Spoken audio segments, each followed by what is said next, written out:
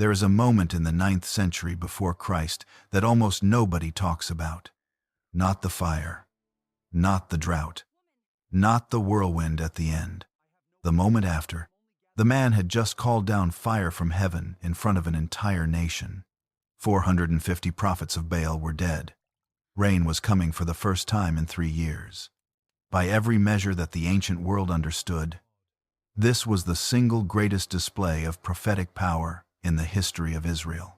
And that same man was now sitting alone under a small tree in the desert, asking God to let him die. That is where this story actually lives, not in the fire. In what the fire cost him. His name was Elijah. He appeared without introduction, without genealogy, without any of the biographical context the biblical text usually provides for the people it considers important. He came from a place that scholars still cannot locate with certainty. He walked into the court of the most powerful king in Israel, said one sentence, and disappeared for 3 years, while an entire kingdom searched for him and found nothing. When he came back, he did not come quietly, but the part of his story that has lasted nearly 3,000 years is not the part on the mountain. It is not the fire or the rain or the 450 men. It is a man under a tree, emptied out, saying it is enough. And what happened next? In the silence that followed, which turned out to be anything but silent. This is the complete story of Elijah, and it begins not with a miracle, but with a man walking into a palace and saying something that nobody in that room was prepared to hear. Chapter 1. The Man from Nowhere. 1 Kings 17 opens with no warning, no genealogy, no birth narrative, no childhood scene establishing who this person is or where he came from. Most of the major figures in the Hebrew Bible arrive with context. Abraham has a family line stretching back generations. Moses has a mother who hides him in a basket and a sister who watches from the reeds. Samuel has a mother who prayed for him before he existed, whose prayer is recorded in detail because the tradition considered it worth preserving. Elijah gets one phrase, Elijah the Tishbite, from Tishbe in Gilead. That is the entire introduction. And the problem, which scholars have sat with for centuries, is that nobody is entirely certain where Tishbe in Gilead actually was. The region of Gilead sat east of the Jordan River, on the other side of the boundary from the main centers of Israelite power and culture. It was frontier country, rocky, isolated, not the kind of place that produced people who walked into royal courts and issued declarations to kings, which is exactly where this story begins. Before we follow Elijah into that court, we need to understand what he was walking into. Because the kingdom of Israel in the 9th century before Christ was not simply a nation that had drifted into bad religious habits over time. What Ahab and Jezebel had built was something more organized than that, and considerably more dangerous. Ahab was the son of Omri, who had founded a dynasty that the surrounding nations took seriously enough to refer to Israel as the house of Omri in their own records, for generations after Omri's line had ended. Omri built a new capital at Samaria. He made political alliances that his predecessors had not attempted. He was, by the standards of the ancient Near East, a capable and ambitious ruler who understood that survival in that part of the world required relationships with the powers around you. His son inherited the ambition and added something to it. Ahab married Jezebel, a princess from Sidon, from the Phoenician coast to the northwest. This was not a casual arrangement. It was a deliberate political alliance with a powerful trading nation, and it came with consequences that extended far beyond trade agreements and diplomatic goodwill. Jezebel brought her religion with her, which was expected. Foreign queens did that. What was not expected, or perhaps what should have been expected given who she was the scale and the aggression of what followed. She did not simply practice her religion privately, while Ahab managed the affairs of state. She imported 450 prophets of Baal and 400 prophets of Asherah into the kingdom, and she funded them directly from the royal household. She organized what can only be described as a systematic campaign against the prophets of the God of Israel. Not a policy of discouragement or quiet marginalization. Active hunting. A man named Obadiah, who served in Ahab's own household and who we will meet in detail later, hid 100 of those prophets in caves and supplied them with bread and water at considerable personal risk, because the alternative was watching them be found and killed. This is the world Elijah walked into. Not a world of vague spiritual decline where people had gradually stopped paying attention to the right things. A world where the worship of Baal was sponsored by the crown, protected by the apparatus of the state, and opposition to it was not a matter of cultural swimming against the tide, but a matter of survival. Now, Baal worship in the ancient world was not simply idol worship in the way that phrase tends to get reduced when people summarize it.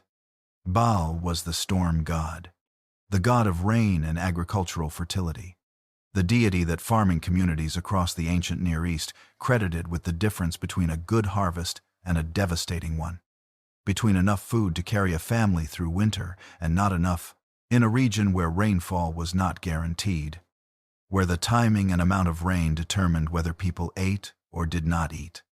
Baal represented something that ordinary people had immediate and urgent reasons to care about. There was a logic to it, not a logic that the tradition of Israel accepted as legitimate, but a logic that made sense to a farmer, watching the sky in a dry season and reaching for the deity most associated with rain. What Jezebel had done was take that existing religious logic and attach it to the power of the state. The prophets of Baal were not fringe figures operating at the edges of society. They were housed, funded, and protected by the palace.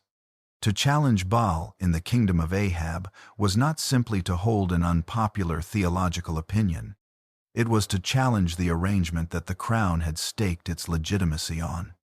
In a kingdom that had already demonstrated its willingness to kill people who held the wrong views.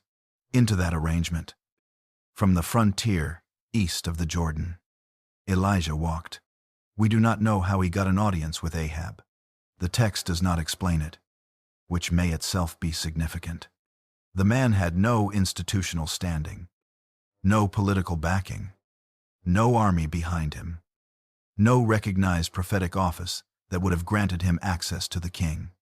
And yet there he was, standing in front of Ahab, saying what he came to say. As the Lord God of Israel lives, before whom I stand, there shall be neither dew nor rain these years, except by my word. Read that again slowly. He is not predicting a drought as a warning of future divine judgment. He is not saying that God is displeased and the rain may stop. He is announcing that he controls when it ends.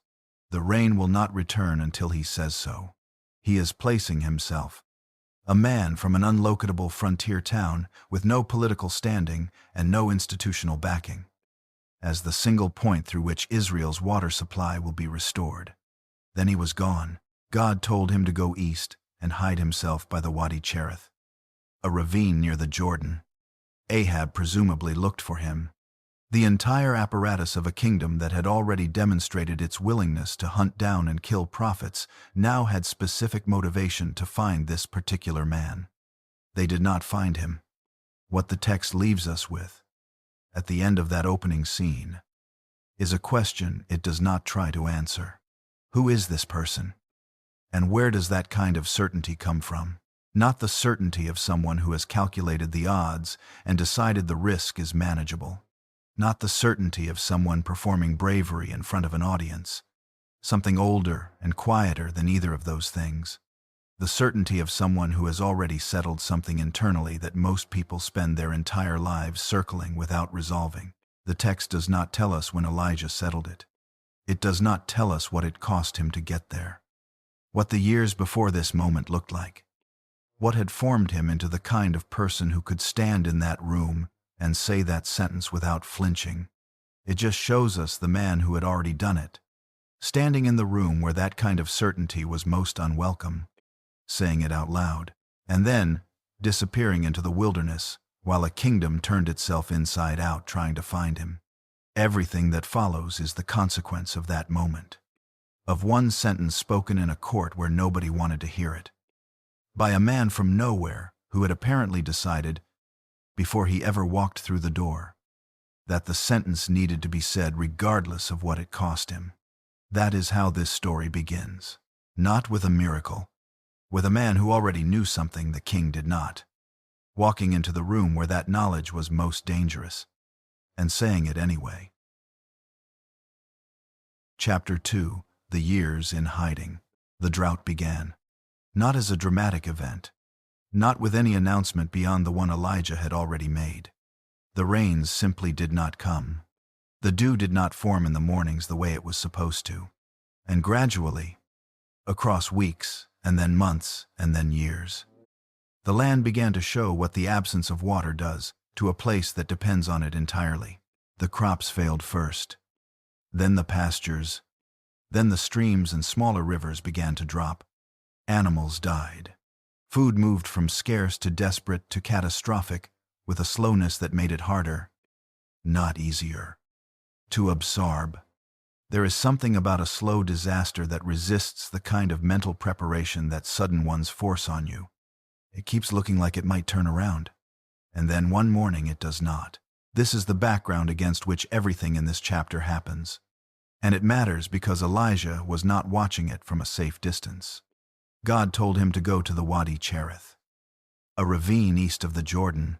Hide yourself there, the instruction said. Drink from the brook, and ravens will bring you food. Ravens, in the dietary law of Israel, ravens were unclean birds. They were not birds you handled, not birds you ate, not birds that belonged in any ritual context associated with holiness or divine favor. They were categorically the wrong kind of creature. By every framework the tradition had given Elijah for thinking about how God's provision was supposed to arrive. And they brought him bread and meat in the morning and bread and meat in the evening, and he drank from the brook. This detail is easy to read past. It should not be. From the very first days of his hiding, the way Elijah was sustained violated the categories his own tradition had given him for thinking about sustenance. The provision was real, the bread was real, the meat was real, but the source was everything that the framework said a source of divine provision should not be. That is not an accident in the text. It is the first lesson of the years in hiding. And Elijah did not get to choose whether to receive it or not. He was hungry, and what arrived was carried by ravens. You can hold to the category, or you can eat. He ate. The brook eventually dried up. The same drought that was devastating the kingdom reached the ravine where Elijah had been sheltered. There was no protected zone, no bubble of provision that insulated him from the consequences of his own words. He was in the drought. He lived inside it the same way everyone else did, with the single difference that he knew why it was happening when most of them did not. When the brook dried up, God spoke again. Arise, go to Zarephath, which belongs to Sidon, and dwell there. I have commanded a widow there to feed you. Zarephath. Sidon was Phoenicia. Sidon was the coastland from which Jezebel had come.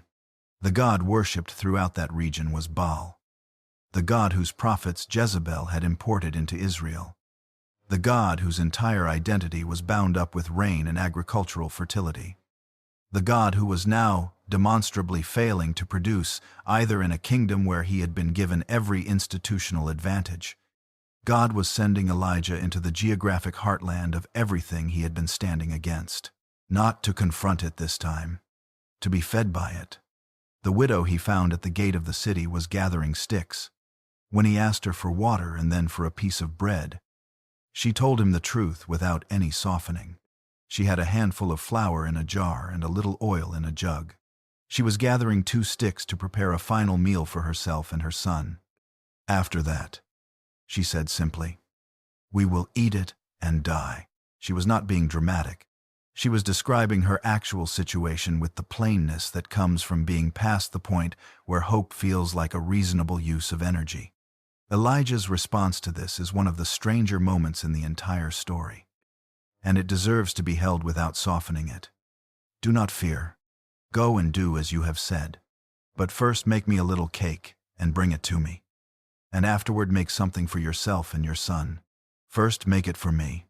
He was asking a woman with almost nothing, who had just told him she and her child were preparing to die, to feed him before she fed her son. The promise he attached to that request was real, but it was not verifiable in advance. She had no way to know whether the jar would hold. She had no track record with this stranger, no reason built from prior experience to trust that what he said would prove true. She acted on his word anyway, and the jar of flour was not spent. The jug of oil did not run empty. For many days, the text says, she and her household ate. The miracle here is not primarily a demonstration of divine capability. Something else is happening in it that matters more for understanding who Elijah was becoming in these years. The provision arrived one day at a time. The jar was not filled once and then full. It held what was needed for the next meal, then the next after that. The widow could not look at it in the morning and know with certainty it would hold through the afternoon. She could only reach in and find that it had. That is a specific kind of trust that is different from the trust of someone who has seen the full supply and knows it is adequate. It is the trust of someone who has reached in once and found what they needed, and reaches in again, and finds it again, and slowly builds a history of the provision holding without ever being able to see ahead of the current moment. Elijah was learning this. He had arrived at Zarephath from the Wadi Cherith, where ravens had brought him what he needed in a form his categories rejected. Now he was watching a jar hold against every reasonable expectation, day after day. In a city that belonged to his enemy's homeland, the formation was not accidental. The ravens, the dried-up brook, the widow with nothing, the jar that should have been empty 3 weeks ago. Each of these was the same lesson arriving in a different form. The provision is real. It will not look like what you expected. It will not arrive in the amounts that would let you stop paying attention. It will come as you need it, from sources you would not have chosen, in quantities that require you to return to the same posture of dependence tomorrow that you were in today. Then the widow's son became ill. The illness grew severe until there was no breath left in him. Her response to this was raw in a way that the text does not try to smooth over. She turned on Elijah. "What have you against me? O man of God, you have come to me to bring my sin to remembrance and to cause the death of my son." This is not an unreasonable thing to say. She had taken in a stranger, had fed him from her last resources on the strength of his word, had watched her flour and oil hold for weeks in a way that had no rational explanation. And now her son was dead. The logic she was working from was the logic of her world, where the presence of a holy man near a household could either protect it or expose its flaws to divine scrutiny. She was not wrong to think in those terms. She was reaching for the only framework available to her. Elijah did not argue with her. He took the boy, carried him to his own room, laid him on the bed, and spoke to God with a directness that does not sound like a man performing a ritual. "O Lord, my God, have you brought calamity even upon the widow with whom I sojourn, by killing her son?" He was not reciting. He was pressing. There is a difference, and the text captures it in the bluntness of the question. Have you done this? The question does not dress itself up. It goes straight at the thing that needed to be asked. He stretched himself over the child 3 times and called out again, "O Lord my God, let this child's life come into him again." And it did. He carried the boy back down and gave him to his mother. She said, "Now I know that you are a man of God, and that the word of the Lord in your mouth is truth." What is easy to miss in this moment, because the miracle is large enough to fill the scene, is what it cost Elijah to get there. He was not working from certainty about the outcome. The way he spoke to God, the way he stretched himself over the child 3 times. These are the actions of someone pressing against the boundary of what they can ask for, without complete assurance of where that boundary is. He did not know the boy would breathe again before the boy breathed again. He pressed anyway. That is also part of what was being formed in those years. Not just the daily dependence on provision that arrived in unexpected forms. The willingness to bring impossible requests to the place where impossible things sometimes happened, without knowing in advance whether this particular request would be one of them. By the time God told him to go back and present himself to Ahab, Elijah had been in Zarephath for the better part of 3 years. He had watched a jar of flour hold against every rational expectation. He had watched a dead boy breathe again after pressing a request he could not guarantee would be granted. He had been sustained by ravens at a ravine and by a widow in a Phoenician city, neither of which his tradition would have identified as appropriate sources of divine provision. He was not the same person who had walked into Ahab's court and made his declaration. He was someone who had spent 3 years learning that the provision was real and the categories for it were not, that it arrived one day at a time, that it came from sources you would not have chosen. That pressing into the impossible was different from performing confidence, and that the difference mattered. That is what went back with him toward Israel. Not a strategy, not accumulated power. The particular kind of steadiness that forms in a person who has had to trust something they could not control, repeatedly, across a long stretch of time, and has watched it hold. He was going to need every bit of it. Because waiting for him on the other side of that journey was not a conversation or a negotiation. It was a mountain, 450 men, and a question that an entire nation had been carefully avoiding for 3 years. But before the mountain, there was a man standing in a field who looked up, saw Elijah coming toward him, and felt the color drain from his face. Chapter 3. The Confrontation. Obadiah was in charge of Ahab's household. That title sounds administrative. In the ancient world, it was not. The person who managed the household of a king was a senior official with access, with trust, with the kind of proximity to power that most people spent entire careers trying to achieve. Obadiah had held that position through years of Ahab's reign, through the importation of Baal's prophets, through Jezebel's systematic campaign against the prophets of the God of Israel. And while all of that was happening around him, he had taken 100 of those prophets, hidden them in 2 caves, 50 in each, and had been supplying them with bread and water. The text says something about Obadiah before it says any of this. It says he feared the Lord greatly. Not adequately, not sufficiently, greatly. This is a man living inside a contradiction that would have exhausted most people. He served a king whose wife was hunting down and killing the very thing he feared greatly. He had not resigned. He had not made a public stand that would have gotten him killed and accomplished nothing for the people he was trying to protect. He had found a way to stay inside the system while quietly doing the most dangerous thing available to him within it, keeping people alive at personal risk, in a way that left no visible trace. He was not Elijah. He would never be Elijah. He did not walk into throne rooms and issue declarations to kings, but he was feeding 50 prophets in one cave and 50 more in another, and doing it carefully enough that Jezebel had not found them. When Elijah appeared in the road ahead of him, Obadiah fell on his face. He recognized him immediately. 3 years of being the most wanted man in Israel. And Elijah was apparently not someone you forgot once you had seen him. "Is it you, my lord Elijah?" "It is I. Go tell your lord that Elijah is here."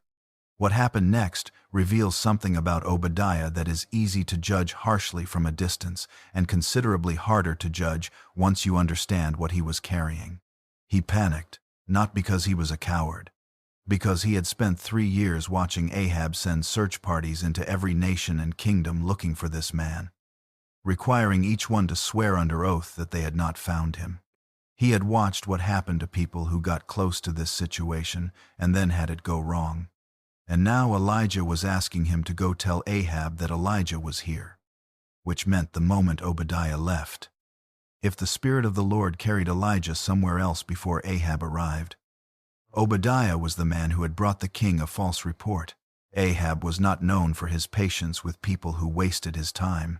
"What have I sinned?" Obadiah said. "That you would give your servant into the hand of Ahab, to kill me." Then he said something else. He told Elijah about the caves. He told him how long he had been doing it and what it had cost to sustain it. He was not making an argument or asking for credit. He was telling Elijah who he was. Because Elijah did not know. And it mattered to him that Elijah understand before sending him into what might be his death, that the man standing in front of him had not been idle during those 3 years. Elijah told him simply as, "The Lord of hosts lives, before whom I stand. I will surely show myself to Ahab today." Obadiah went. He does not appear again in the story after this. He delivered the message. Ahab came, and Obadiah disappears from the record entirely. We do not know what happened to him. We do not know whether the 100 prophets he had been hiding survived the events that followed, whether he kept his position, whether Jezebel eventually discovered what he had been doing in those caves. He is one of those figures the text introduces with enough detail to make you care about him and not enough to tell you how it ended. But his presence in this chapter does something that matters for understanding the full shape of what is happening.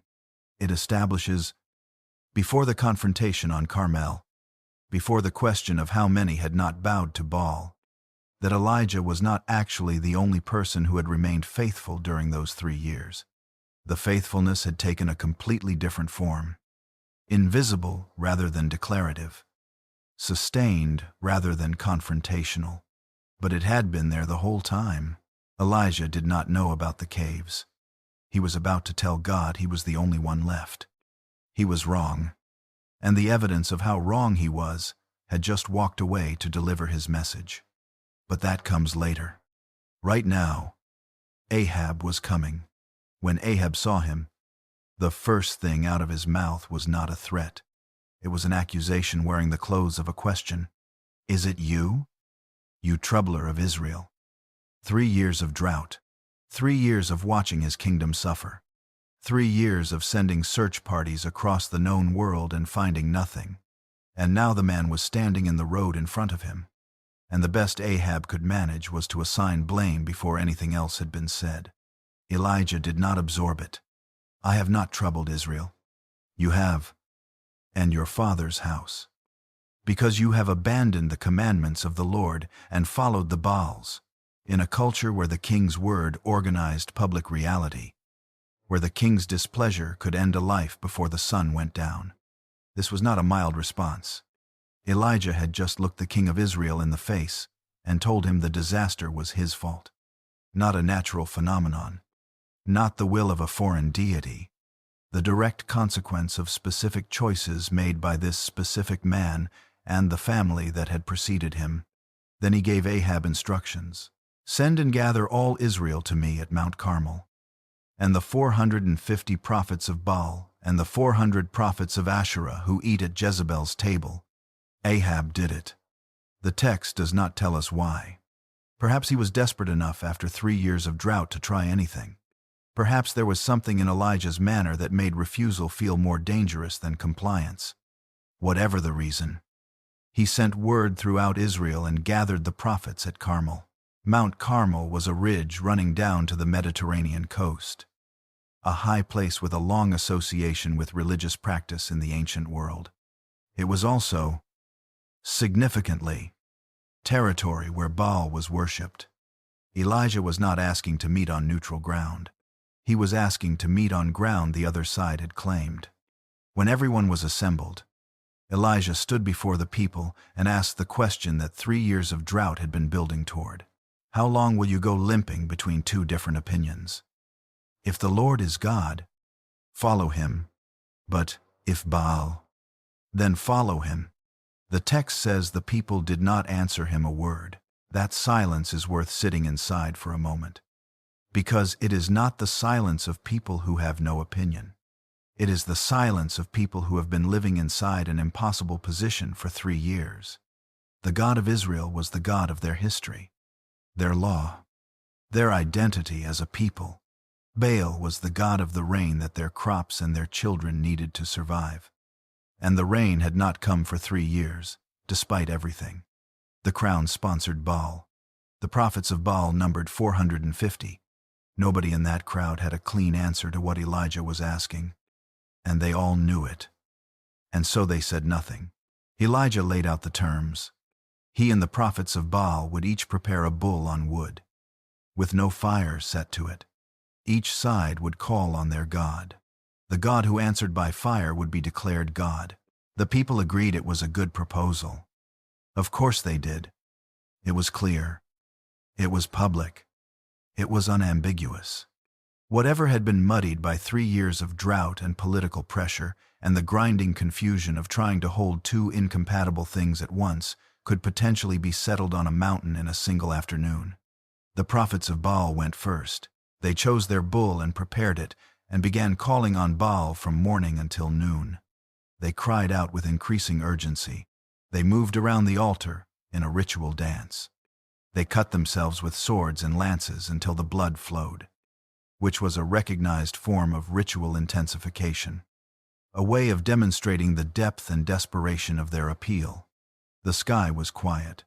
No voice, no fire, no sign of any kind. At noon, Elijah began to speak. Modern readers tend to flatten this moment in one of two directions. Either they read it as cruelty, Elijah mocking suffering men, which misses what he was doing, or they read it as the prophet being sharp and quick-witted, which also misses what he was doing. What he was doing was surgical. Cry aloud, he said, for he is a god.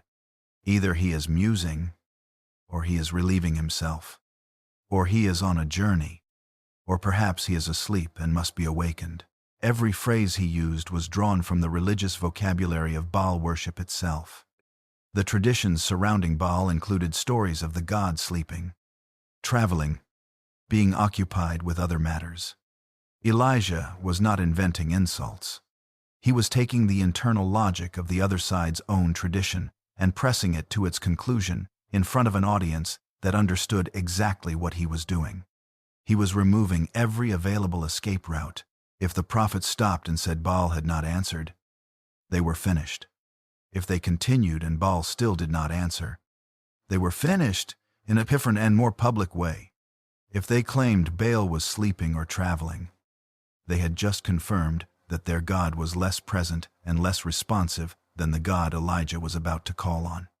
There was no exit from the afternoon that did not lead to the same conclusion. The prophets cried louder. They intensified their cutting. They continued until the time of the evening sacrifice. There was no voice. No one answered. No one paid attention. Then Elijah called the people to come near to him. He repaired the altar of the Lord that had been thrown down at that site. He took 12 stones, one for each of the tribes of the sons of Jacob, the name that the text uses deliberately, the name that preceded the divided kingdom, the name of a unified people before politics had split them into Israel and Judah. He built the altar with those 12 stones. 12 stones. One altar. On a mountain in the northern kingdom, using the number that said, "This belongs to everyone," not just to the part of the family that is standing here today. He arranged the wood on the altar. He cut the bull in pieces and laid it on the wood. Then he did something that everyone watching would have understood immediately. Fill 4 jars with water and pour it on the burnt offering and on the wood. They did it. He said, "Do it a second time." They did. He said, "Do it a third time." They did. The water ran down around the altar and filled the trench he had dug around it. This was not theater for its own sake. Everyone on that mountain understood exactly what was being done and why. Elijah was making this as verifiably difficult as possible. In public, in front of witnesses who could not later claim the conditions had been favorable. There was no hidden fire in that wood. There was water in a trench around an altar that had been soaked 3 times over. Whatever happened next was going to happen under conditions that left no room for an alternative explanation. At the time of the evening sacrifice, Elijah stepped forward and prayed, "O Lord, God of Abraham, Isaac, and Israel, let it be known this day that you are God in Israel, and that I am your servant, and that I have done all these things at your word. Answer me, O Lord, Answer me, that this people may know that you, O Lord, are God, and that you have turned their hearts back. Notice what he did not ask for. He did not ask for vindication. He did not ask to be proven right in front of his enemies. He asked that the people would know. The 12 stones, the water in the trench, the public and carefully witnessed nature of every step, all of it had been aimed at a single outcome, not the defeat of 450 men. The clarification of something that an entire nation had been living in confusion about for 3 years. Then the fire of the Lord fell. It consumed the burnt offering and the wood and the stones and the dust and licked up the water that was in the trench. When all the people saw it, they fell on their faces and said, "The Lord, He is God. The Lord, He is God." The words they used were not Elijah's words. They were the words the moment produced in them when the moment arrived. That is worth noticing. He had not told them what to say. He had constructed the afternoon so that what they needed to say would become unavoidable. Elijah told them to seize the prophets of Baal. They did. He brought them down to the brook Kishon, and they were killed there. Then he said to Ahab, "Go up, eat and drink, for there is a sound of the rushing of rain." Ahab went to eat. Elijah went to the top of Carmel, crouched down to the earth with his face between his knees, and sent his servant to look toward the sea. Nothing. He sent him 7 times. 6 times the servant came back, nothing. Nothing. Nothing. The 7th time, a little cloud like a man's hand is rising from the sea.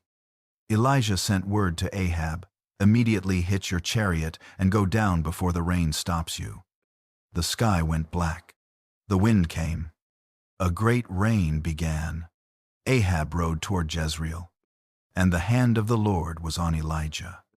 And he gathered up his garment and ran before Ahab all the way to the entrance of Jezreel. He ran before the king's chariot through the storm. Sit with that image for a moment before moving past it. To the man who had just called down fire from heaven, who had just ended a 3-year drought, who had publicly dismantled the religious infrastructure that Jezebel had spent years constructing, was running through a rainstorm in the dark, on foot, ahead of a king's horses, not riding, running. He had won the largest public confrontation in the history of Israel's prophetic tradition. The fire had been real. The rain was real. The people had fallen on their faces. Everything that could have gone right had gone exactly right. And he was running through a storm toward a city where Jezebel was waiting, toward a night that would undo him in a way that the afternoon on the mountain had not been able to touch. He did not know that yet. The fire was behind him.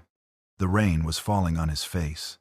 The entrance to Jezreel was ahead, and the part of his story that would last 3,000 years had not happened yet. It was about to. Chapter 4. The Collapse. The message arrived the next morning.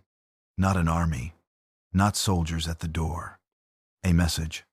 1 sentence from Jezebel to Elijah, delivered through a messenger who had apparently no difficulty locating a man who had just outrun a royal chariot through a rainstorm the night before. "So may the gods do to me and more also, if I do not make your life as the life of one of them by this time tomorrow." That was it. No elaboration. No description of method. Just a deadline and an intent, delivered in the formal language of an oath. And Elijah ran. He was afraid. The text says, "He arose and ran for his life." This is the verse that serious readers of this story have been sitting with for nearly 3,000 years. And it has not gotten easier to sit with across that time. The same text that just showed us a man standing alone before 450 men on a mountain, calling down fire with a steadiness that bordered on the clinical, now shows us that same man running from a single message sent by one woman. Not from an army, not from soldiers, from words. There is no way to make this comfortable. And the text does not try. It simply records what happened. He was afraid. He ran. He went south, out of Ahab's territory entirely, down through Judah all the way to Beersheba. He left his servant there. Then he walked another full day into the wilderness alone. sat down under a broom tree, and said what he said. It is enough. Now, O Lord, take away my life, for I am no better than my fathers. Then he lay down and slept.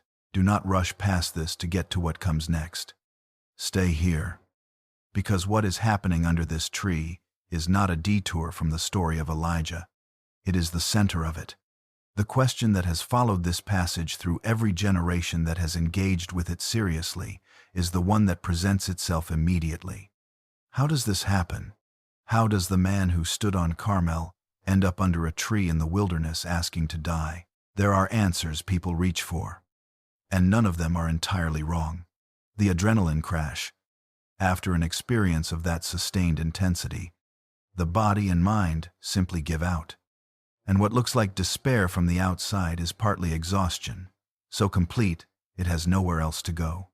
The disappointment underneath the victory. Elijah had stood on that mountain, and the fire had fallen, and the people had fallen on their faces. And somewhere in him, perhaps without his full awareness, he had expected that to change something permanent. Jezebel's message arrived not just as a threat but as the confirmation that it had not. The system was still intact. The woman who had organized the hunting of God's prophets was still in her palace, issuing death sentences. And the afternoon on the mountain had not touched her at all. And then there is the wait of 3 years. 3 years of hiding. 3 years of provision arriving one day at a time from sources that violated every category he had for understanding how provision was supposed to work. 3 years of sustained aloneness, in a way that leaves marks that are not visible until the pressure that held everything together is suddenly gone. Carmel had been the pressure. While Carmel was happening, he was held together by the necessity of it. And then it was over. And the rain was falling. And he ran through the storm ahead of the king's chariot. And somewhere in that run, the pressure released, and what was underneath it had nowhere left to hide. The text is not interested in deciding which of these explanations is the correct one. It is not interested in diagnosing Elijah. It is interested in showing us what happened and, more importantly, what happened next. But there is one more thing worth noticing before we get to what happened next. Something about Jezebel's message that is easy to miss. She did not send soldiers. She sent a message. If she had genuinely wanted Elijah dead by the most direct means available, she had the resources to attempt it immediately. What she sent instead was a promise with a timeline, a one-day deadline attached to an oath. The effect of that choice was to cause him to remove himself voluntarily, to run without anyone chasing him, to put himself beyond the borders of the kingdom through his own fear before anyone had laid a hand on him. Jezebel was very good at what she did. She understood that a man who had just demonstrated he could call down fire was not a man you sent soldiers after the morning after. She understood that the fire was not the vulnerability. She went looking for something the fire had not sealed, something the afternoon on the mountain had not resolved, and she found it with one sentence delivered before he had time to sleep and recover and think. He ran all the way to Beersheba, left his servant, walked another day into the wilderness alone, sat under the tree. It is enough. Take away my life. I am no better than my fathers. That last phrase deserves attention. I am no better than my fathers. It is the statement of a man measuring himself against a standard, but the standard is not entirely clear from the outside. Better in what sense? Better at what? The prophets who had come before him had not called down fire. Most of them had not done what he had done on Carmel. What he seems to mean is something closer to this. I thought it would matter more than it has. I thought that if I stood on the mountain and said what needed to be said and the fire came and the people fell on their faces, something would change that has not changed. And if it has not changed, if Jezebel is still Jezebel and the system is still the system, and all that the afternoon on the mountain produced was a threat delivered before I had slept, then what did any of it accomplish that the ones before me also failed to accomplish? That is not a simple failure of nerve. That is a man running into the gap between what he had believed his obedience would produce and what it had actually produced. And that gap, when you finally fall into it, is not a small place. He slept under the tree. Then an angel touched him and said, "Arise and eat." He looked, and there at his head was a cake baked on hot stones and a jar of water. He ate and drank and lay down again. The angel of the Lord came a second time and touched him and said, "Arise and eat, for the journey is too great for you." He arose and ate and drank. Notice everything that did not happen here. There was no vision, no fire, no dramatic encounter that reframed the situation or provided a theological explanation for what Elijah was going through. No voice telling him that what he was feeling was understandable, but that he needed to get himself together because there was work still to be done. No correction of his perspective. No rebuke for running. Bread, water, a touch. Twice. The second time. One additional sentence. The journey is too great for you. Not you are being dramatic. Not remember what you accomplished yesterday and draw strength from it. Not the problem is your thinking, and here is how to reframe it.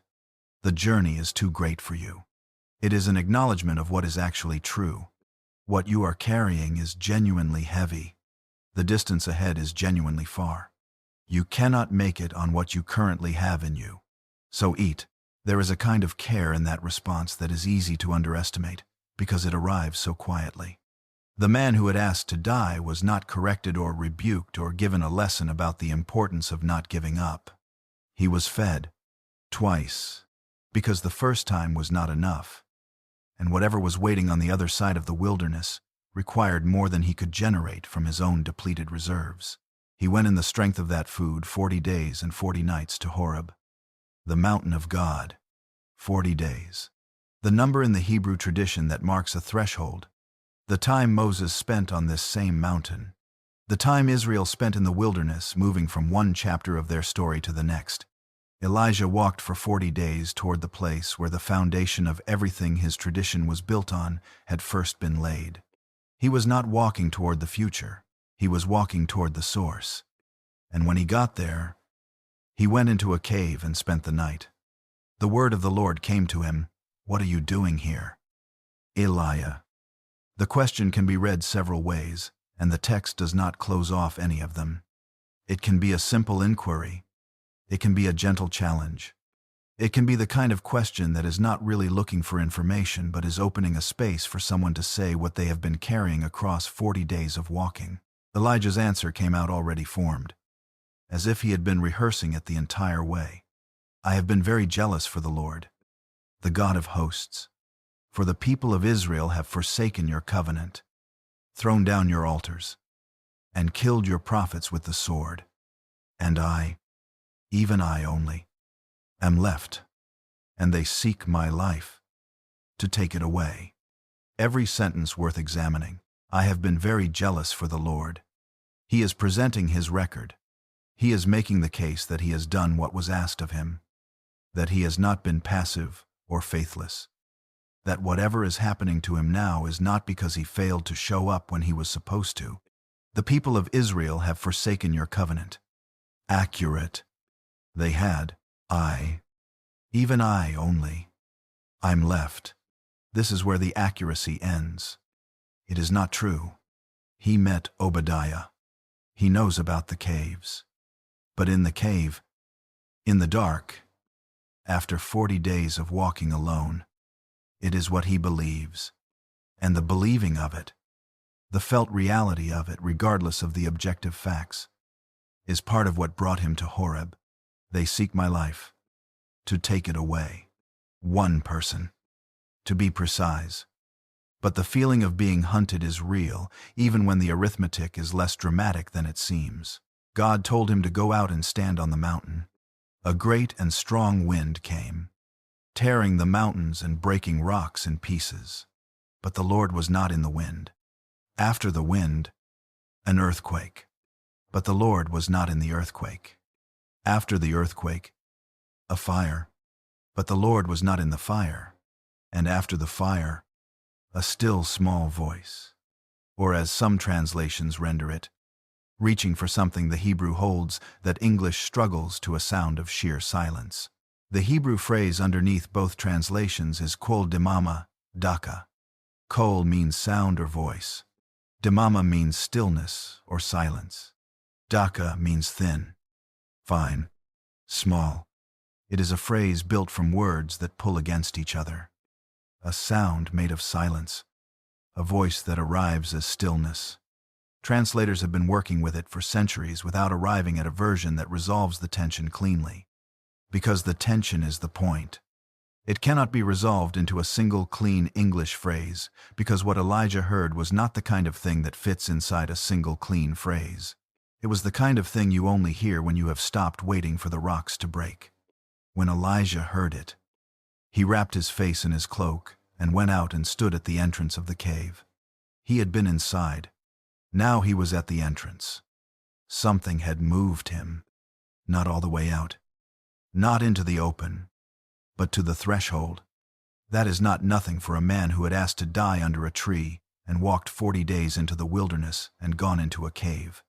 The question came again, "What are you doing here, Elijah?" And he gave the same answer. Word for word. Every sentence the same. Nothing in the content of what he said had changed. But he was standing at the entrance of the cave instead of inside it. And that was enough for what came next. God gave him 3 tasks. Go. Return on your way. Anoint Hazael as king over Syria. Anoint Jehu as king over Israel. Anoint Elisha to be prophet in your place. 3 names. 3 concrete actions. A direction and a list.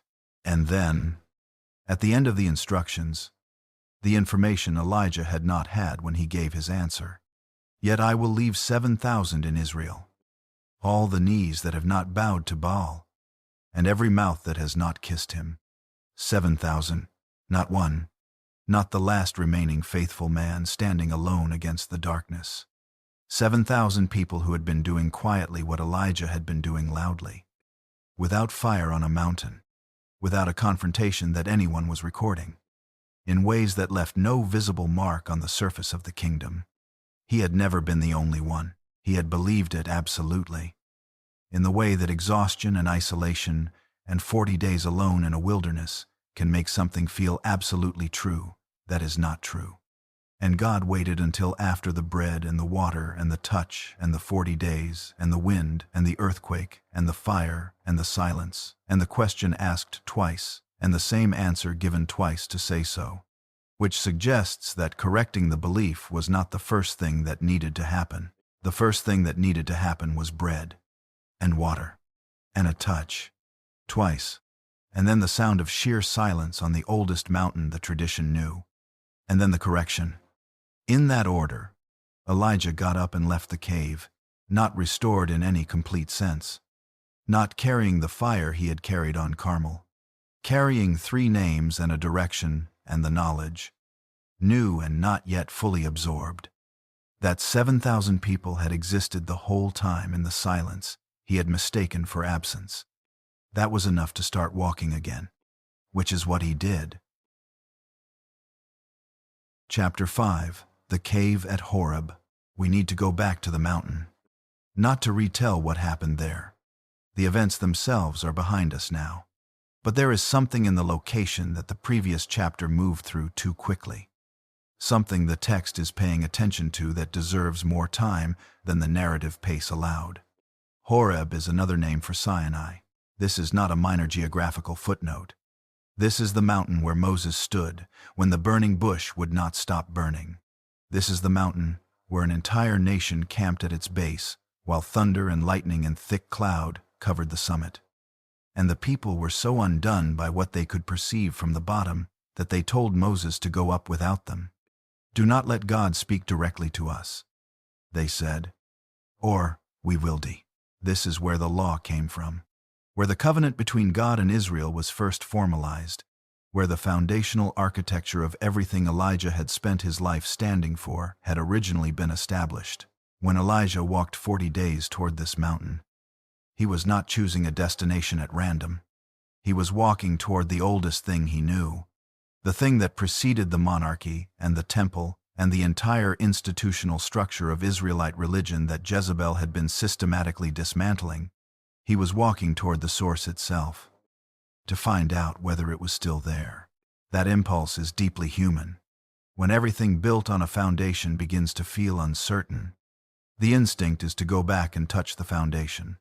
Not necessarily to rebuild from there, just to verify that it has survived what has been done to everything constructed on top of it. The foundation was still there. But what Elijah encountered on that mountain was not what the tradition's categories for Sinai would have predicted. And that gap between expectation and reality is where the theological weight of the Horeb episode actually lives. Moses had encountered God on this mountain in wind and fire and the physical shaking of the earth. The categories Elijah had inherited for understanding divine encounter were Sinai categories. Spectacular ones. The kind that left physical evidence in broken rocks and scorched ground, and the memory of a nation that had watched the summit burn. God passed by on the mountain. The wind came first, strong enough to tear the mountains apart and break rocks to pieces. The kind of wind that would have registered immediately as a Sinai category. The kind of thing that belonged to the vocabulary of how divine presence made itself known on this specific mountain. But the Lord was not in the wind. Then the earthquake, then the fire, and after each one, the same 3 words. The Lord was not in it. This sequence is doing something deliberate, and it is easy to miss if you move through it too quickly. God was passing by on the very mountain where the tradition had established the reliable categories for how God passed by. And God was not in any of those categories. The framework that Sinai had built for understanding divine encounter was being held up one element at a time, and found to be something other than the thing itself. The wind was real. The earthquake was real. The fire was real. They were not false or misleading. They simply were not where God was. And then came what was. The kol demamadaka, the sound of sheer silence, the still small voice. The phrase that no translation has fully resolved because it contains a contradiction that the original Hebrew holds without apology. A sound made of stillness. A voice constituted by silence. Elijah had just come from Carmel, where the spectacular category had been real and operative and had accomplished what it accomplished. Fire had fallen. Rain had come. 450 men were dead. The afternoon on the mountain had been the most dramatic single event in the history of Israel's prophetic tradition. And none of that had been enough to seal whatever was broken in him, which means the spectacular category, real as it was not the category that reached the deepest place. Something else did. Something that arrived not in the wind or the earthquake or the fire, but in what came after all 3 of them had passed and the mountain was quiet. The kol demamadaka is the sound you can only hear when you have stopped waiting for the rocks to break. Elijah had been waiting for rocks to break for 3 years. He had watched the brook dry up and waited. He had watched the widow's jar hold and waited. He had stood on Carmel, and the rocks had broken in the most literal sense available. And it had not been enough. And then, on the oldest mountain, the tradition knew. In the silence after the wind and the earthquake and the fire had passed, something arrived that the spectacular categories had not been able to carry. He wrapped his face in his cloak and stood at the entrance of the cave. That movement matters. He had been inside. Now he was at the threshold, face covered, which is the posture that the tradition consistently associates with proximity to something too large to look at directly. Moses had hidden his face at the burning bush. The seraphim in Isaiah's vision covered their faces with their wings. It is not a gesture of shame. It is the instinctive response of a person who understands they are standing near something they were not built to absorb without mediation. Elijah, emptied out and 40 days from the tree where he had asked to die, stood at the entrance with his face covered. That is further than he had been when he arrived. God gave him 3 tasks and the knowledge of 7,000. And he left the mountain. He did not leave the way he had arrived. He had come to Horeb running from a message, carrying the belief that he was the last one standing, asking, in his own way, the same question he had asked under the broom tree. He left with 3 names, a direction, and a piece of information that reframed the entire 3 years he had lived through. 7,000 people. Quiet, invisible. Unrecorded faithfulness distributed across a kingdom he had moved through, believing himself alone. The foundation was still there. The 7,000 were standing on it. They had been standing on it the whole time. He walked down the mountain and back into a world that still needed what he carried. Toward 3 names, and a field where a man was plowing with 12 yoke of oxen and did not yet know that his life was about to change completely. Chapter 6. The Mantle. He found Elisha plowing. 12 yoke of oxen. And Elisha was with the 12th. This detail is not decorative.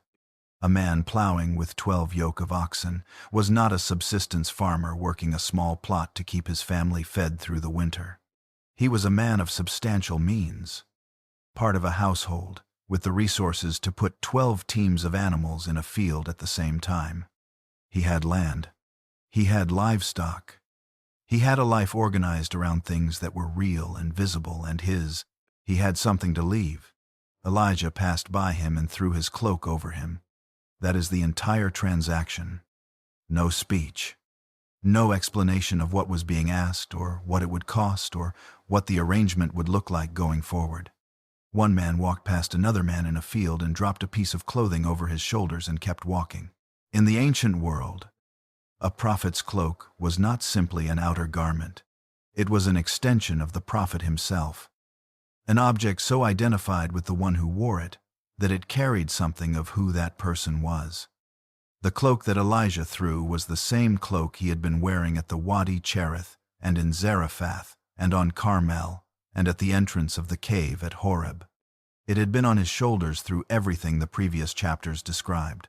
When he threw it over Elisha, he was making a claim that did not require elaboration because the gesture itself said everything words would have said. "You are the one." Elisha understood it immediately. He did not stand in the field confused about what had just happened. He ran after Elijah and said, "Let me kiss my father and my mother goodbye, and then I will follow you." This is a completely reasonable thing to ask.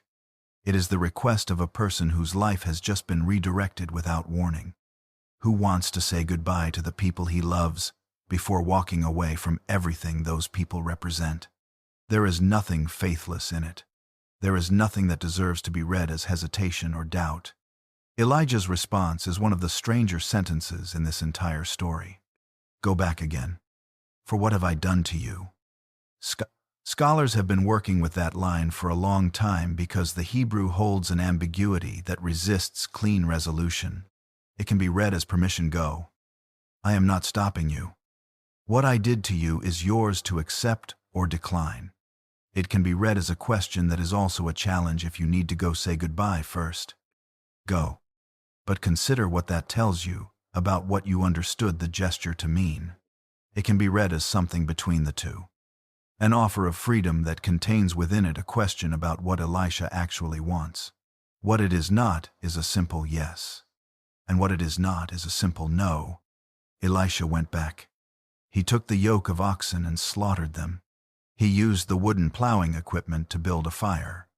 He cooked the meat over the fire he had made from the tools of his former occupation and gave it to the people around him to eat. Then he arose and went after Elijah and assisted him. Read what he did before he left slowly, because the sequence is precise and deliberate. He did not leave the farm in a state of readiness for his potential return. He did not preserve the option of coming back if things did not work out. He killed the animals. He burned the equipment. He cooked the meat with the tools he had destroyed and fed it to the people standing around him. He closed the door behind him in the most complete way available to him, and then he turned it into a meal and shared it. That combination of finality and generosity is worth holding. He was not destroying his former life out of contempt for it, or because it had been worth nothing to him. He was releasing it in a way that gave something to the people he was leaving. The oxen became food. The equipment became fire. The leaving became a feast. Then he followed Elijah and did not look back. The years that followed between them are not extensively documented. The text moves through them in glimpses rather than in continuous narrative, which means we do not have a record of the ordinary days. the conversations during travel, the accumulated weight of proximity across seasons and circumstances. What the glimpses show is the nature of the relationship, and the nature of the relationship was not what most people imagine when they imagine a mentorship. There was no curriculum, no formal structure of instruction where Elijah delivered knowledge and Elisha received it and was tested on it and progressed through levels of understanding. What Elisha received from the years with Elijah was received through being present when Elijah was doing what Elijah did, through watching someone operate in territory that no classroom could have prepared either of them for, through the particular kind of learning that happens not when information is transferred, but when a person is close enough to another person for long enough that something begins to move from one to the other through means that neither of them could fully describe. The ancient world understood this kind of transmission better than the modern world tends to. The modern world has largely concluded that knowledge can be adequately transferred through content, through things that can be recorded and replicated and delivered to anyone, anywhere, without the presence of the original carrier.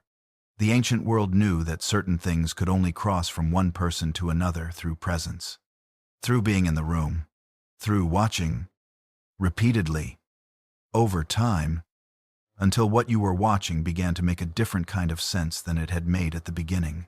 Elisha was in the room. He was watching someone who had come back from the cave at Horeb, carrying something different than what he had carried in, who had heard the sound of sheer silence on the oldest mountain the tradition knew, and had stood at the entrance with his face covered, and had come down with 3 names and a direction, who had learned across 3 years in hiding that the provision was real and the categories for it were not, who had stood on Carmel and called down fire, and then run from a message, and asked to die under a tree, and eaten bread baked on hot stones by an angel, and walked 40 days to the source. He was watching a person who knew how to keep going when the going was into territory that none of the available categories covered. That is what the cloak carried. Not technique. Not a transferable skill set that could be itemized and passed on through instruction. The accumulated weight of a life lived the way Elijah had lived it, pressed into a garment that now sat on different shoulders. There is a question underneath the mantle scene that the text raises without answering directly, and it is the question that the rest of this story will answer slowly, through events rather than through explanation. What does it mean to inherit something like this? Not wealth, not land, not a formal title with an institution behind it. A cloak thrown over your shoulders by a man who kept walking after he threw it, who gave you an ambiguous sentence when you asked for a moment to say goodbye, who expected you to understand what was being asked from the gesture itself without a speech to accompany it. Elisha understood it well enough to burn his equipment, but understanding what the cloak meant on the day it landed on his shoulders, and understanding what it would require of him across the years ahead were 2 different things. And the second kind of understanding only comes through the living of it. He would not fully know what he had inherited until he was standing alone on the bank of the Jordan River, holding the cloak, watching the sky where the whirlwind had been, with 50 men on the other bank, waiting to see what he would do. But that day had not come yet. For now, the cloak was on his shoulders, and Elijah was still walking, and Elisha was following, and the work that had been given 3 names and a direction at Horeb was continuing, in the only way work like this ever continues, one day at a time, with the provision arriving in forms that no category had fully prepared either of them for. Elisha did not look back. The equipment was ash. The oxen were gone. The meal had been eaten, and the people who had eaten it had gone back to their own lives.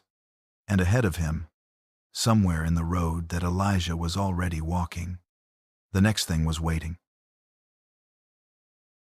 Chapter 7. Naboth's Vineyard.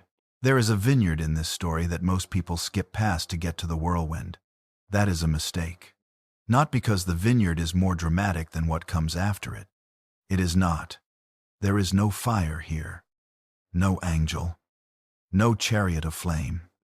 There is a piece of land. A man who would not sell it. A king who wanted it anyway. And a woman who had already demonstrated she would do whatever the situation required to get what the king wanted. And there is Elijah, standing in that vineyard, sent there specifically because the man who had owned it was dead and could no longer speak for himself. That is what this chapter is actually about. The story begins without ceremony. Ahab wanted a piece of land that sat adjacent to his palace in Jezreel. It belonged to a man named Naboth. The request was not unreasonable on its surface. Ahab offered fair value, either money or a trade for better land elsewhere. He was the king. He had resources. He was not asking Naboth to simply surrender the property. Naboth said no. "The Lord forbid that I should give you the inheritance of my fathers." This was not stubbornness, and it was not irrational attachment to a particular piece of ground. In the law of Israel, ancestral land carried a weight that had nothing to do with market value. It was the family's portion within the larger covenant arrangement between God and Israel, the physical expression of a family's place in the story of a people. Transferring it permanently outside the family, especially to the crown, was not a transaction. It was a severance from something that the law had been specifically designed to protect. Naboth was not refusing a real estate deal. He was refusing to undo something that was not his to undo, on the grounds that the law said it was not his to undo. Ahab went home and lay down on his bed and turned his face to the wall and would not eat. The image of the most powerful man in Israel lying on his bed like a child who has been told he cannot have something is one of the more telling details in the entire arc of his character. He had the power to take the vineyard by force if he chose to. The ancient world was full of kings who simply took what they wanted from people who had no recourse. Ahab did not do that, not because he had scruples that prevented it, as the next few days would make entirely clear, but because he needed the transaction to carry some form of legitimacy. He needed Naboth to agree, and Naboth would not agree. Jezebel found him lying there and asked what was wrong. He told her. The text does not describe her expression or her tone when she responded, but the words carry their own quality. "Do you now govern Israel? Arise and eat bread and let your heart be cheerful. I will give you the vineyard of Naboth the Jezreelite." Then she wrote letters in Ahab's name, sealed them with his seal, and sent them to the elders and leaders of Naboth's city. The letters instructed them to proclaim a fast, seat Naboth at the head of the assembly, seat 2 men across from him who would testify that he had cursed God and the king, and then take him outside and stone him to death. The elders and leaders did exactly what the letters said. They proclaimed the fast. They seated Naboth at the head of the assembly. They seated 2 men who testified that Naboth had cursed God and the king. Then they took him outside the city and stoned him to death. They sent word back to Jezebel, "Naboth has been stoned and is dead." When she heard it, she told Ahab, "Arise and take possession of the vineyard of Naboth, the Jezreelite, which he refused to give you for money. For Naboth is not alive but dead." And Ahab arose and went down to the vineyard of Naboth the Jezreelite to take possession of it. Read that sequence again without moving through it quickly. A man refused to sell his land on entirely legal and legitimate grounds. Letters were written in the king's name by someone other than the king. False witnesses were arranged in advance. A formal religious assembly was convened. An accusation was made in that assembly. A verdict was rendered. An execution was carried out by the community in the prescribed manner for the charge of blasphemy. Every individual step had the form of legality. The letters bore the royal seal. The fast was a recognized religious observance. The witnesses testified in a formal proceeding. The execution followed the prescribed method for the offense alleged. Nothing technically irregular had occurred if you examined each step in isolation. The system had been used to accomplish precisely what the system existed to prevent.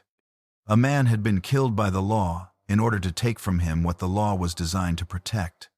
The mechanism of justice had been operated in reverse, producing injustice with all the procedural markings of a legitimate outcome. And Ahab was walking into the vineyard. Then the word of the Lord came to Elijah, "Arise, go down to meet Ahab king of Israel, who is in Samaria. He is in the vineyard of Naboth, where he has gone to take possession. You shall say to him, Thus says the Lord, have you killed and also taken possession? Elijah went. When Ahab saw him coming, his first words were not a greeting. Have you found me, O my enemy? 3 years earlier, Ahab had called Elijah the troubler of Israel. Now he called him his enemy. The relationship between them had clarified itself across the intervening time into something simpler and more honest than it had been before. Not prophet and king, not even adversary and ruler. Enemy. The word for someone whose presence means the thing you were hoping to avoid is now unavoidable. He was right. Have you killed and also taken possession? Elijah said, in the place where dogs licked up the blood of Naboth, shall dogs lick your own blood? Then the full weight of what was coming, the declaration of what would happen to Ahab's house, to Jezebel, to the entire structure of what they had built and what they had done to build it. Ahab's response is one of the most unexpected moments in his entire story, and the text records it without softening it or explaining it away. He tore his clothes and put on sackcloth and fasted, and lay in sackcloth and went about dejectedly. The word of the Lord came to Elijah, have you seen how Ahab has humbled himself before me? Because he has humbled himself before me, I will not bring the disaster in his days.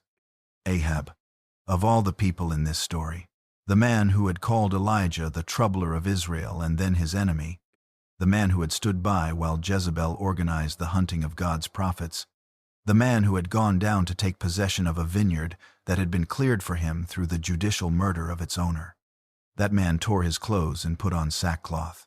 The text does not ask us to view this as a transformation. It does not suggest that Ahab had become something fundamentally different from what he was. The disaster was delayed, not canceled. Jezebel's accounting was still coming. The house of Ahab would still fall in the way Elijah had described, and it would fall completely. But God saw Ahab humble himself, and the text records that it mattered. That detail sits in the middle of a story about a murdered man and a stolen vineyard, and does not resolve the moral weight of those things. Naboth was still dead. His family had lost what the law had been designed to protect them from losing. The system had been operated in reverse, and a man had died in the machinery of it. None of that was undone by Ahab lying in sackcloth. But the detail is there. God saw him, even Ahab. Elijah delivered the message and left. He did not stay to supervise the outcome or follow up on what happened next. He was not there to watch. He had been sent to the vineyard because Naboth was dead, and there was no one else to stand in that specific piece of ground and name what had been done there. That is what the prophetic task looked like in its most essential form. Stripped of the fire and the whirlwind and the dramatic confrontations on mountains, not predicting the future, not performing miracles, standing in the place where a wrong had been done and naming it, giving it language, refusing to let it be absorbed into the administrative record as a transaction that had simply gone badly for one party. Naboth had said no to the king of Israel on the grounds that some things are not for sale. He had been killed for it through a process dressed in the costume of law, and the people who had operated that process had presumably returned to their ordinary lives afterward. The letters destroyed, the witnesses dispersed, the vineyard changing hands in a way that would eventually look like any other transfer of property if enough time passed. Elijah stood in the vineyard and said his name, not in those exact words, but that is what the confrontation was. A refusal to let Naboth disappear into the record as a man found guilty of blasphemy. An insistence that the truth of what had happened be spoken aloud in the place where it had happened, to the man who had benefited from it, before the vineyard could simply become part of the palace grounds, and the story of how it had been obtained could be allowed to fade. Have you killed and also taken possession? 7 words. No elaborate argument. No lengthy indictment. Just the question that named the two things that had happened, placed side by side, in the presence of the man who had done them and the man who had made it possible for them to be done. There are moments in the record of Elijah's ministry that are larger and more dramatic than this one. The fire on Carmel, the bread under the broom tree, the sound of sheer silence at the entrance of the cave. Those moments carry the weight they carry because of what they were and what they produced.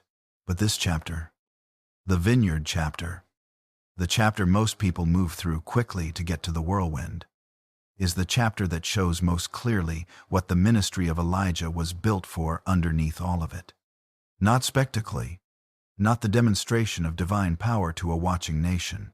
The willingness to show up in a place where a wrong had been done, where the person wronged had no voice left, and say the true thing to the person who needed to hear it, even when no fire was required to say it. Even when the saying of it was the whole of the task. Elijah showed up in the vineyard. He said what needed to be said. He left. That was enough. Chapter 8. The end. That is not an end. Everyone knew. That is the thing about the day recorded in 2 Kings 2, that most retellings move past too quickly. The knowledge of what was about to happen was not private information held between Elijah and God. It had spread in the way that certain kinds of knowledge spread through communities that pay close attention to the people they have organized themselves around. The company of prophets at Bethel knew. The company of prophets at Jericho knew. Elisha knew. Elijah knew. The text does not explain how they knew. It simply records that they did, and that the knowing produced a day unlike any other day in the record. A day that everyone was moving through with the particular deliberateness of people who understand they are inside something that will not come again. It began at Gilgal.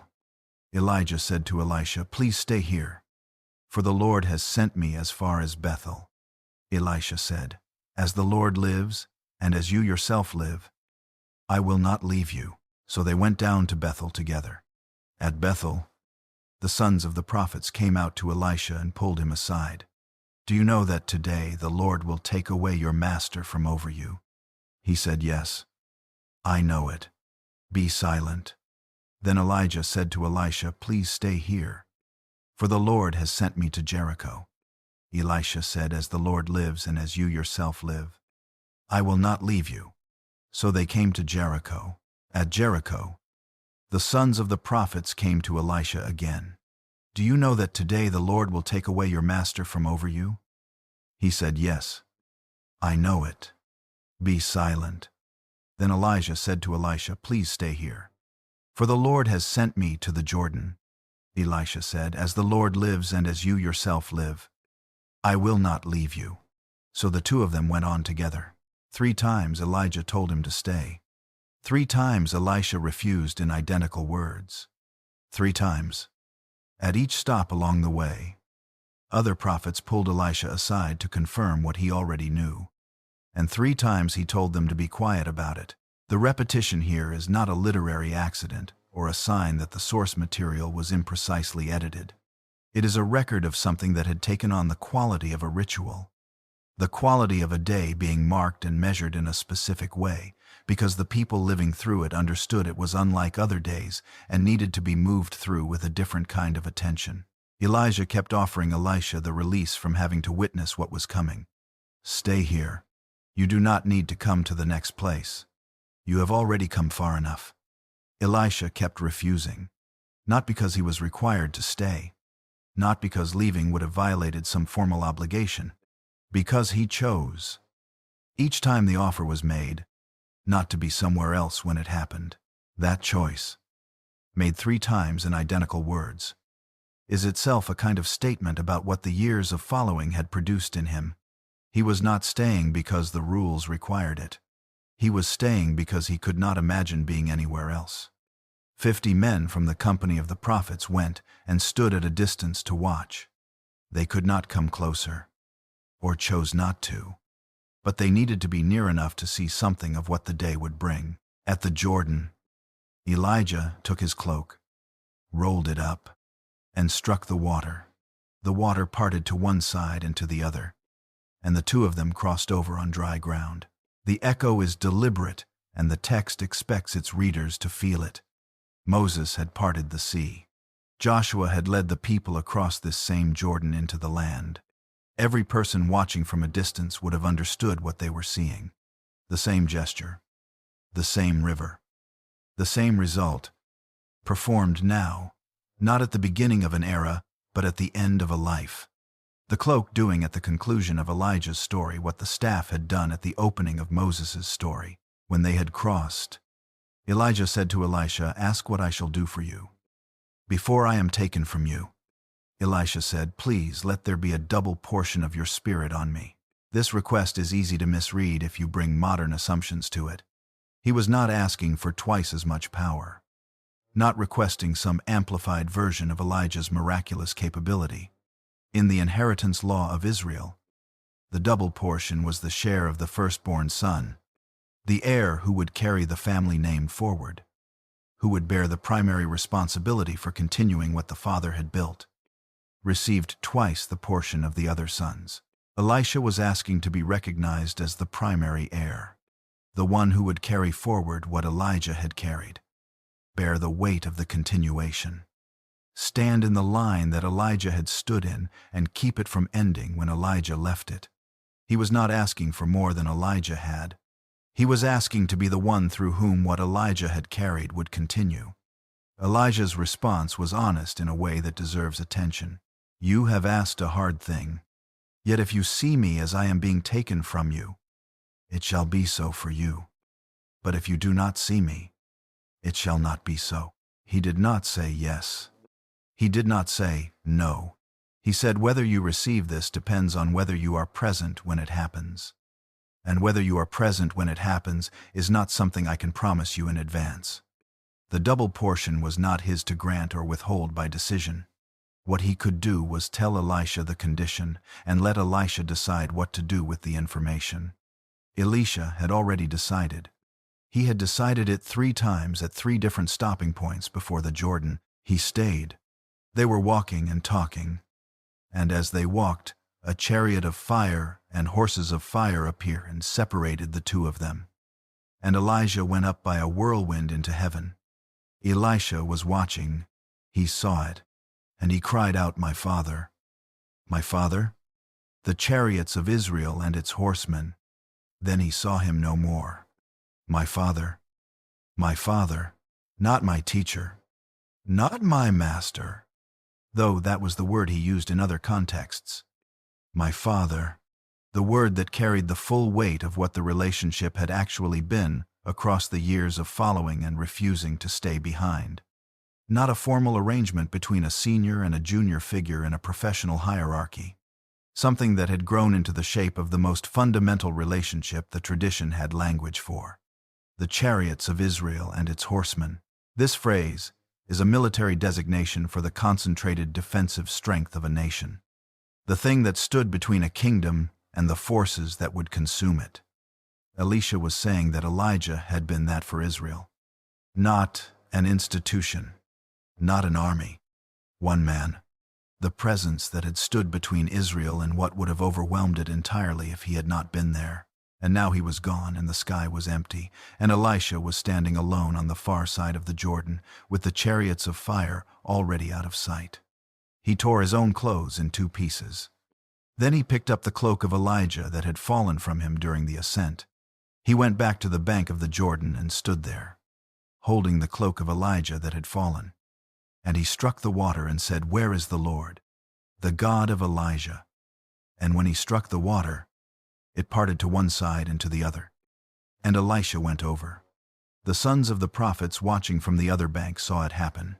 They said to one another, "The spirit of Elijah rests on Elisha." They came to meet him and bowed before him to the ground. There is something in Elisha's question, when he struck the water, that deserves more time than it usually receives. Where is the Lord, the God of Elijah? He was not asking because he doubted. The water parting was already demonstrating that the doubt, if it existed, was being addressed in real time. He was asking in the way you speak the name of something you need in order to draw it into the present moment, in order to make the connection between what you are holding and the source that had made the thing you are holding what it was. He was holding a cloak, a garmen, a piece of worn cloth that had been on the shoulders of a man who was no longer standing next to him, who had gone somewhere that the 50 men who searched for 3 days would not be able to find. And he struck the Jordan with it and asked, "Where is the God who made this cloak mean what it meant?" The water parted. The answer to the question was in the parting. The God of Elijah was exactly where the God of Elijah had always been, present in the request being made, present in the act of striking the water, present in the cloak working in hands that had not been the original hands, doing what the cloak had done before in the hands of the one who was gone. The cloak worked in Elisha's hands, not because Elisha had become Elijah. He had not. And the ministry that unfolded from this moment would make that clear. He would do things Elijah had not done. He would not do some things Elijah had done. The work that continued from this bank was recognizably part of the same line, but was also unmistakably his own, shaped by who he was, and not only by who he had followed. The cloak worked because the God of Elijah had not gone up in the whirlwind. Only Elijah had gone up. The 50 men wanted to search for him. Perhaps the Spirit of the Lord has set him down on some mountain or in some valley. They said. Elisha told them not to go. They urged him until he felt the awkwardness of continuing to refuse. So he said, "Go." They searched for 3 days and found nothing. They came back to Elisha at Jericho. "Did I not say to you, 'Do not go'?" He said. He had said it. They had not listened. And now they were back with empty hands and 3 days gone, and nothing to show for the searching, except the confirmation of what Elisha had already known. Elijah was not on a mountain or in a valley. He was not anywhere that 3 days of careful searching across accessible terrain could reach. The whirlwind had taken him somewhere that is not accessible by that kind of looking, and Elisha stood in Jericho, holding the cloak, at the beginning of everything that came next. The end of Elijah's story is not the whirlwind. That is the temptation. To locate the ending in the most dramatic image. To let the chariot of fire and the horses of fire and the whirlwind be the final frame. But the whirlwind is not where the story ends. The story ends on the bank of the Jordan, with Elisha striking the water and the water parting, and the men on the other bank saying, "The spirit of Elijah rests on Elisha." That is the ending.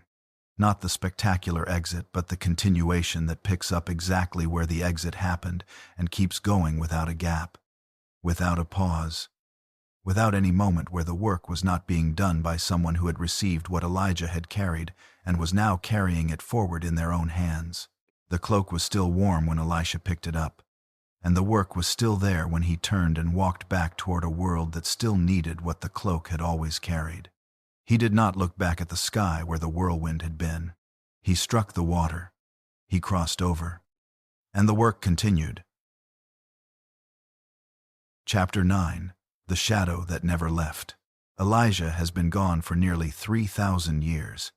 And yet, every year, in Jewish households across the world, at the Passover Seder, a cup of wine is poured and placed on the table, not for anyone present, not for the host or the guests or the children asking the 4 questions.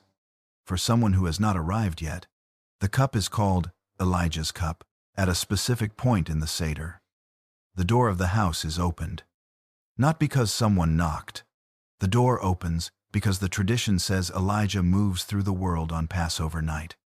And the door opens so he can enter if tonight is the night he comes.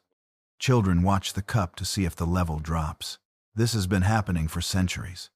In homes where the tradition is carried with complete seriousness, and in homes where it is carried with a mixture of faith and habit, and the kind of hope that does not require certainty to sustain itself. In homes in Warsaw, and in Brooklyn, and in Jerusalem. In homes where observing this tradition at all required a courage that most of us will never be called to find. The cup sits. The door opens. The family waits. That is not superstition. That is a community that has organized its most important annual ritual around an expectation that has not been fulfilled for 3,000 years and has not stopped expecting. The question worth asking is not why the tradition exists. The tradition exists because of what Malachi said, and we will get there.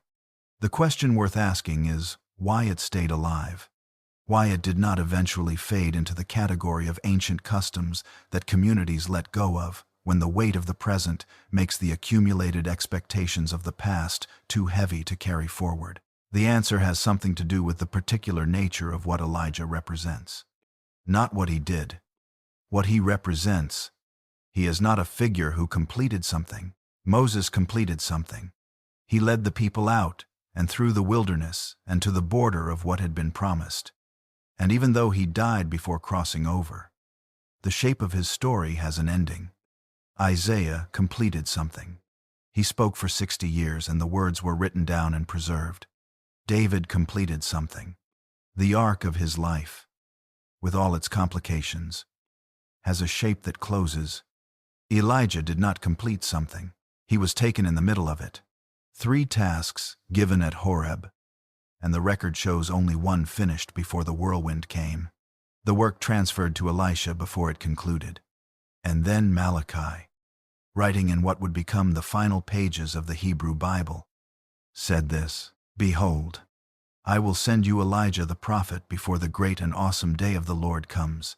And he will turn the hearts of fathers to their children, and the hearts of children to their fathers, lest I come and strike the land with a decree of utter destruction." The last named figure in the entire Hebrew Bible, in the last paragraph of the last book, Elijah. After that comes 400 years during which no canonical prophetic voice spoke into the life of Israel.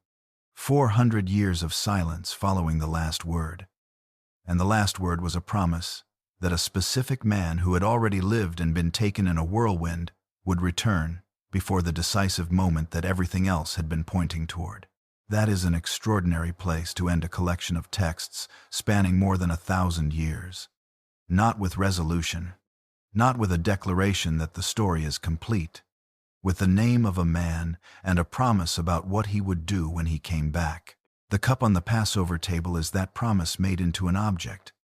Expectation made into something a child can watch. The refusal to conclude that the story is finished, made into a ritual that a family can perform together in the same gesture their ancestors made, in a different country, in a different century, under circumstances none of them chose. Now we come to the text that created the most sustained conversation about who Elijah was and what his promised return would mean. In the 1st century of the Common Era, a man appeared in the wilderness near the Jordan River, wearing clothing of camel's hair with a leather belt, eating locusts and wild honey, calling people to repentance and baptizing them in the water. He was speaking about someone coming after him who was greater than he was. The clothing, the location, the message, the people who came out to hear him, and the religious authorities who came to question him were all working from the same reference point. This looked like Elijah. When the authorities sent priests and Levites from Jerusalem to ask John directly who he was, the first question was, "Are you Elijah?" He said, "I am not." But when Jesus was later asked by his disciples why the scribes said Elijah must come first, he said, "Elijah does come first and will restore all things. But I tell you that Elijah has already come." And they did not recognize him, but did to him whatever they pleased. The text says the disciples understood he was speaking about John the Baptist. John said he was not Elijah. Jesus said Elijah had already come and pointed to John. These two statements have been held in tension by serious readers for 2,000 years, without being resolved into a version that fully satisfies every dimension of both. The tension points toward something more interesting than a contradiction. It points toward the question of what it actually means for Elijah to come. Whether it requires the literal return of the same individual, whether it can mean someone arriving in the spirit and power of Elijah, as the angel told Zechariah that John would, to turn the hearts of fathers to their children, whether both things can be simultaneously true in ways that resist clean either or framing. John lived in the wilderness. He wore what Elijah wore. He operated near the same Jordan where Elijah had been taken. He confronted Herod about Herodias in a way that carried the exact structural echo of Elijah confronting Ahab about Jezebel, a prophet speaking an unwelcome truth to a king about a powerful woman. And he paid for it with his life in a way that Elijah had feared but not experienced, at the hands of a king who was not strong enough to ignore the woman behind him. The parallels are too specific to be coincidental and too layered to resolve into a simple equation. Then there is the mountain in Galilee. 6 days after Jesus asked his disciples who people said he was, and Peter answered that he was the Christ. Jesus took Peter and James and John up a high mountain, and he was transfigured before them, his face shining like the sun, his clothes becoming white as light. And Moses and Elijah appeared, talking with him. Not Abraham, not David, not Isaiah or any of the other major voices of the tradition. Moses and Elijah. Moses represents the law, the foundational covenant, the first and most defining act of divine instruction to the people. Elijah represents the prophets, the long tradition of voices that called Israel back to what the covenant required when Israel had moved away from it.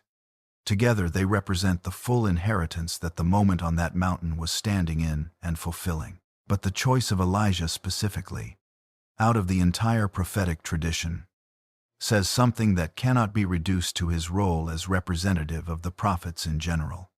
It says the figure promised to return before the decisive moment was present on that mountain, that the expectation encoded in the last lines of Malachi was finding some form of address in the conversation happening on that hillside above Galilee.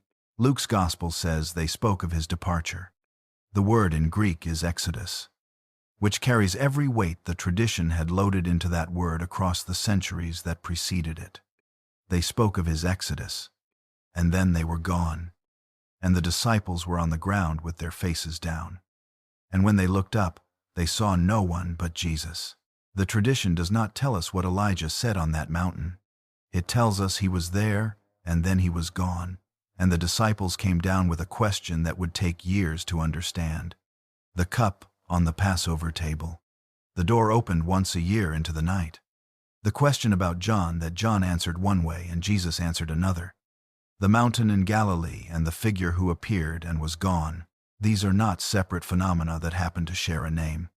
They are the accumulated evidence of something the tradition has been processing for 3,000 years, without arriving at a conclusion that closes the question completely. And that is not a failure. That is the tradition being honest about the nature of what it is holding. There are figures whose significance becomes fully visible after they are gone. You can stand at a sufficient distance and trace the consequences of what they did, and arrive at a settled account of what they meant. The story closes. The assessment becomes possible. Elijah is not that kind of figure. He is the kind whose significance keeps generating new questions as the story he belongs to continues to unfold.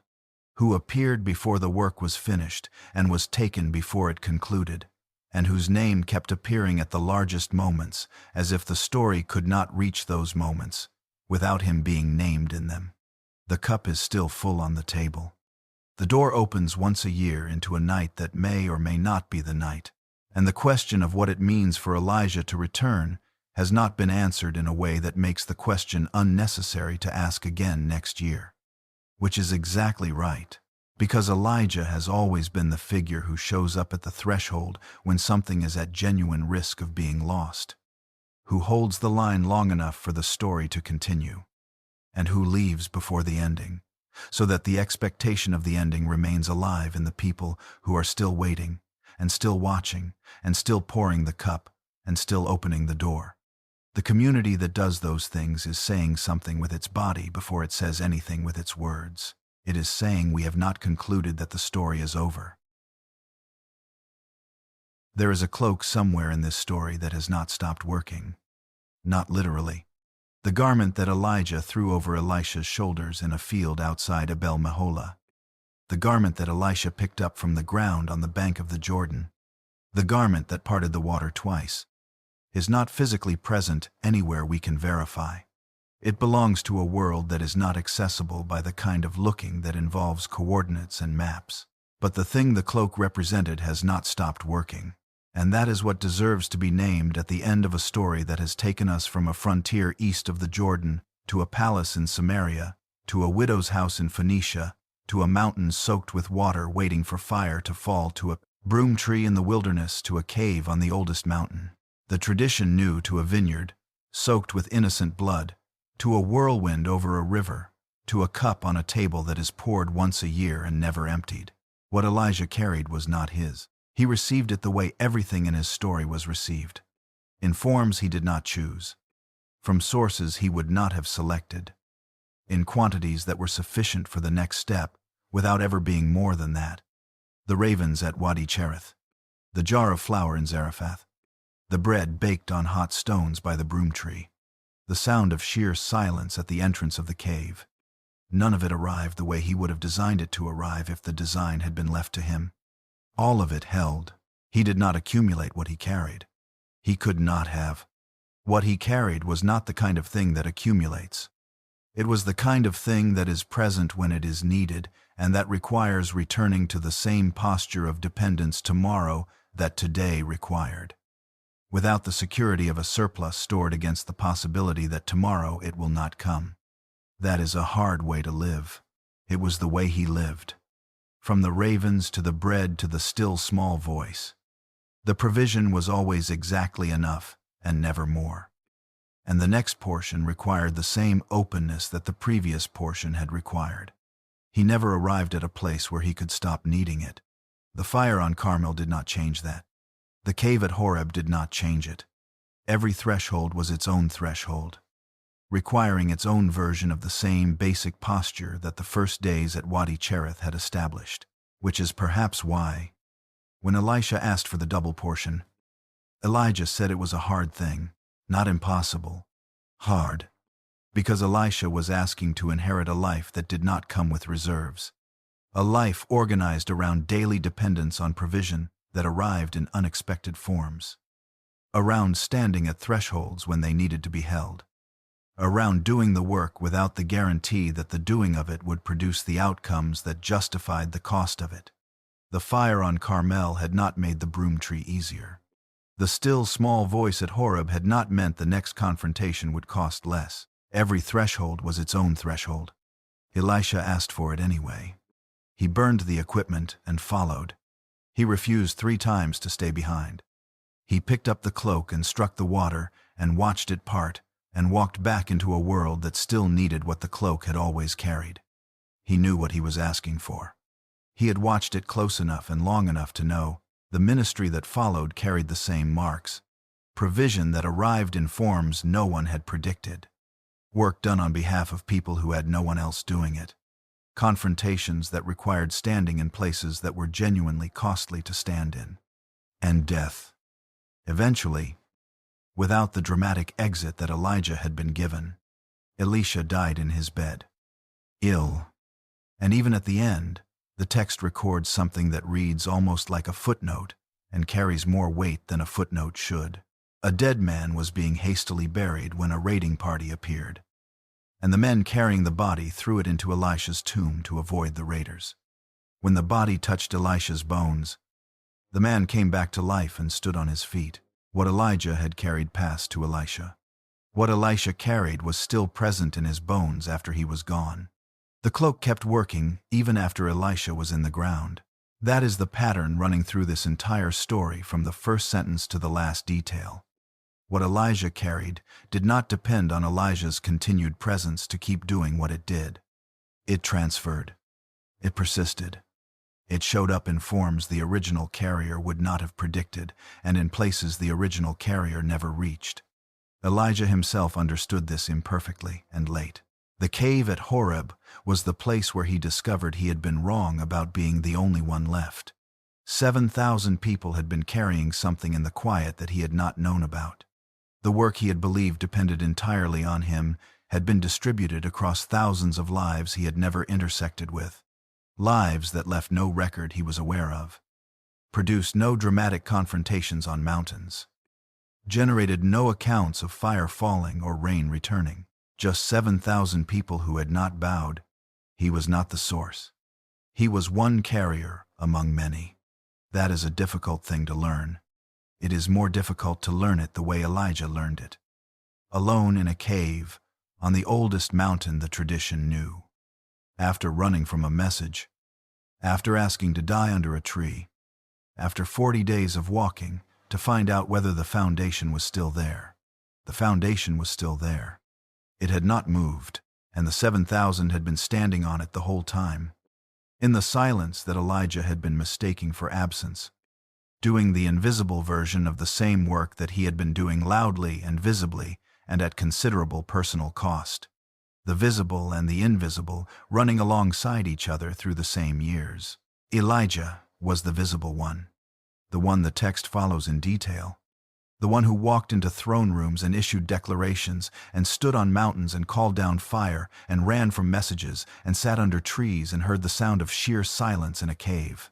The 7,000 were the invisible ones. And God told Elijah about them not to diminish what he had done, but to complete his understanding of what he had been doing it inside. You are not alone. You have never been alone. The work does not depend on you being the last one standing. Go. Find Elisha. Come back. He came back. He stood in Naboth's vineyard and said the thing that needed saying with no fire required to say it. He threw his cloak over a man plowing in a field and kept walking. He made the final journey from Gilgal to Bethel, to Jericho, to the Jordan, offering Elisha at each stop the chance to stay behind, and Elisha refusing each time. And then the whirlwind, and the cloak on the ground, and Elisha picking it up. The story of Elijah does not end with a resolution, because it was never the kind of story that resolves. It was the kind of story that transfers, that passes something from one set of hands to another, still carrying what it has always carried, available to whoever is willing to pick it up and ask the question Elisha asked on the bank of the Jordan. Where is the Lord, the God of Elijah? The answer has not changed. It was in the parting of the water when Elisha struck it. It was in the bones in the tomb when the dead man touched them and stood up. It is in the cup poured once a year on a table set for someone who has not arrived yet. It is in the door opened into the night by a family that has not concluded the story is finished. It is in the 7,000 whose names were never recorded and whose faithfulness left no visible mark on the surface of the kingdom and who were standing on the foundation the whole time, doing the quiet version of the work that Elijah had been doing loudly, in ways that required no fire and no mountain and no confrontation with kings. The foundation is still there.